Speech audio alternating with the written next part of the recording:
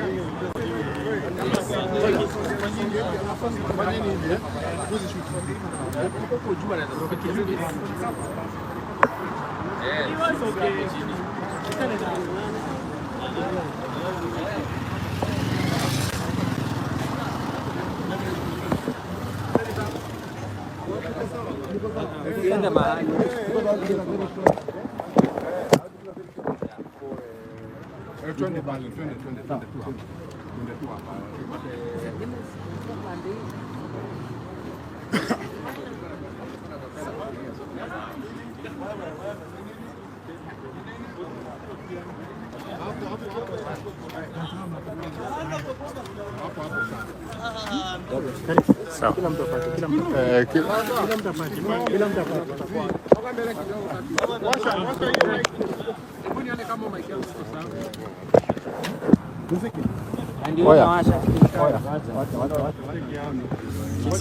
Unaweza inua juu kidogo. Yangu siwezi, hata mimi nataka kusimamisha. Inua juu. Sasa wewe uko karibu na sound kwanza. Is everyone ready? A minute. Ready to come big because the crowd will start moving. Sawa. Are we ready? Are we all ready? All right. Let's just have some order. Just a second.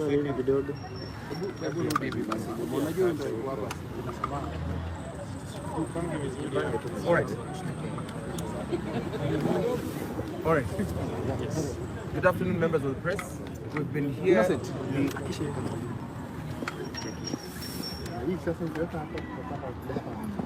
Are we ready now? Yeah. All right.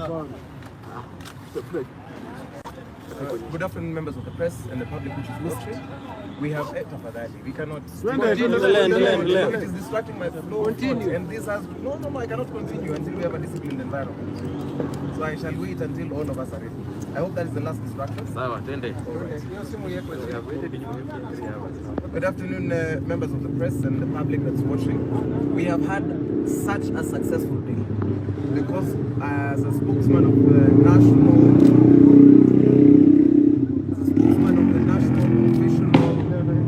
Committee of the People's Assembly, we have had a very successful street action. Because what we said as a collective is that we would have a presser yesterday and a dummy protest today, and we are more than elated that the police force woke up at 4 a.m. in the morning to be on the streets, and none of us were on the streets. However, we've gathered here. I've spent the entire day together with my comrades at Central Police Station, ensuring and facilitating the release of 44 comrades who were picked off the street yesterday, and some of them were arrested in a hold matatu, and some were brutalized, as you saw, Akina Professor Ogola and Comrade Mcoure and Comrade Kesore. What we're saying is we've gotten to the point where we're tired of seeing young people killed. Whenever we give these people notices, they circumvent it and say that they've received intelligence that there will be goons. So what we've said is, again, we have stopped the business of demonstrating. Now we are starting to sing songs of praises to pray for the fall of this government. And that's exactly what we decided to do. And if you saw us yesterday, it was just a little praise and worship session. So the tactic they're using here is a classic bureaucracy at play, because they want to keep us in the station until dusk, because they are afraid if we leave the station, there will be street action. From my analysis, they are going to release the comrades at the very earliest, at around 7:30 or 8 p.m. They don't want to say that, but there are comrades who have been brutalized in there. As one of our comrades was unfortunately beaten and the eye is still bleeding. One of them has not even received water. And this is the classic case of police brutality, which we are vehemently opposing. But we've said, under the watch of our coalition, and we invite people to join this coalition because it is a coalition that was birthed on the streets, because it is an instrument we are using to take political power. While we are still clamoring, and there are people who are performing capture harvests, we've said that enough is enough. No more child is going to die under our watch. So part of our consolidated forces have done such a great job. We have a team of lawyers who are processing defenders. Toroke.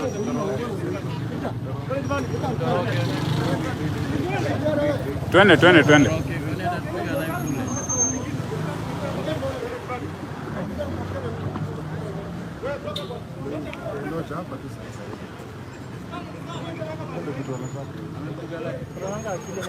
Wakili. Oya. Wakili. Ogola. Wakili.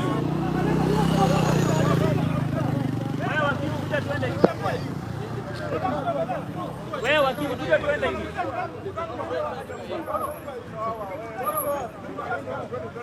Wewe wakili. Wakili. Wewe wakili bwana, kuja. Wakili, twende hivi. Kuja twende hivi. Let's go this way.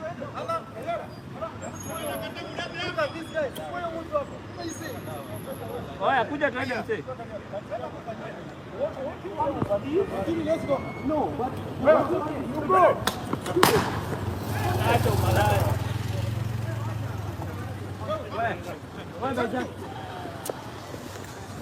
It's okay. Come.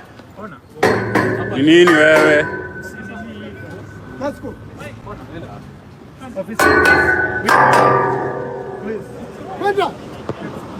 Let's have it peacefully, officer.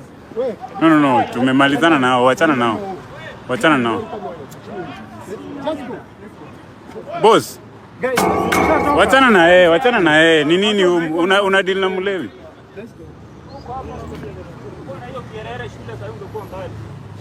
you can see this is what we have been seeing inside the police station. It is so brutal.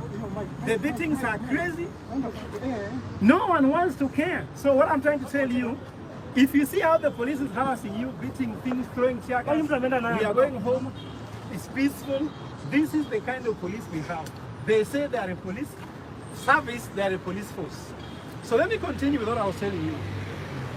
Even if they tell us that mandamanos are over, the reasons why we went today are still not over. There are 13 reasons why Ruto must go home, and he must go home quickly. We said that he reduced advisors by 50%.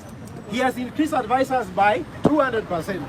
Bringing back Morris Seskuria, all the SAC Minister Aisha Jumwa to the government through the back door with substantive ministerial positions is unconstitutional. And we remain fighting, and today is Katiba Day. We are reminding Kenyans that we cannot give up on this matter. It's unconstitutional to bring a SAC minister like Moses Kure to the back. Simama kwa nini?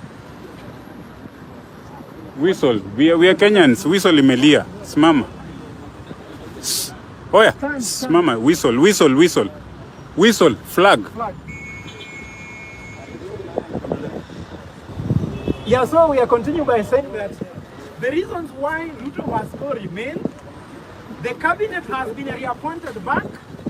Broad-based government was not the solution that Kenyans was looking for. And therefore, the fight and the march continues. And I want to say the following, that the economy is growing at 4.2%. Youth are 60% unemployed. The employment rate is growing at 22%. At that rate, some young people will never be employed. Imagine some people will reach the age of retirement having not worked. In Luo we say, Nibro ti kapo pitiyo. How can you reach the age of retirement without a payslip?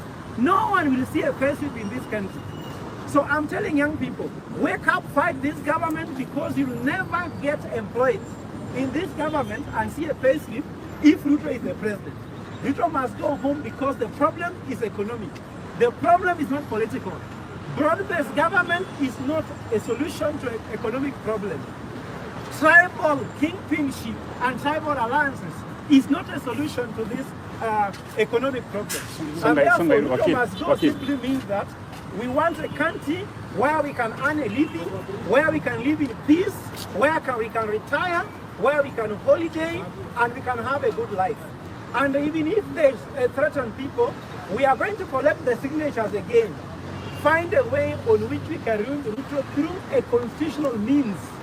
And we are not giving up at all. It's going to be by blood and sweat. Thank you. Thank you so much, Wakili. Now, Wakili, as you walk, earlier I had asked to some of your colleagues about the constitution that was the authors of the constitution. 14 years down the line.